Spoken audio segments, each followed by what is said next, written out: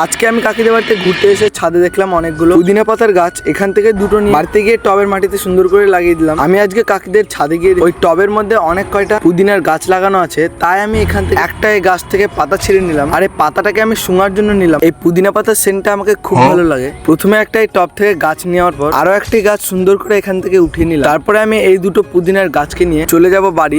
আর আমি সিঁড়ি দিয়ে নামছিলাম, আর তখনই আমার হঠাৎ চোখটা গেল এই কলার মোচাটার দিকে। এরকম কলার মোচা আমি কোনোদিনও দেখিনি। রিয়েলি বলছি, এত বড় কলারখানা আমি প্রথমবার দেখলাম। তারপরে আমি বাড়ি যাওয়ার সময় চশমাটা পরলাম। আমাকে কেমন লাগছে অবশ্যই কমেন্টে বলো। বাড়িতে আসার পর আমি এই পলি ব্যাগ থেকে সব মাটিগুলো বের এই লাঠিটা দিয়ে সুন্দর করে সব মাটিগুলোকে ভেঙে ভেঙে গুঁড়ো গুঁড়ো করে নিলাম। সবগুলো মাটিকে ভালোভাবে গুঁড়ো করে নেওয়ার পর এখন এই পলি ব্যাগের মধ্যে সবগুলো মাটিকে দিয়ে নিচ্ছি। পলি ব্যাগের মধ্যে মাটি দেওয়া কমপ্লিট হতে ওই দুটো গাছকে এনে সুন্দর করে এটার মধ্যে লাগিয়ে দিলাম। এবার শুধু বাকি জল দেওয়ার, তাই আস্তে গাছের গোড়াতে জল দেওয়ার পর হালকা করে উপরে ছিটিয়ে দিই। এখন তো এই গাছ লাগানো কমপ্লিট। তারপরে গাছটাকে ছায়াতে এনে রেখে দিলাম।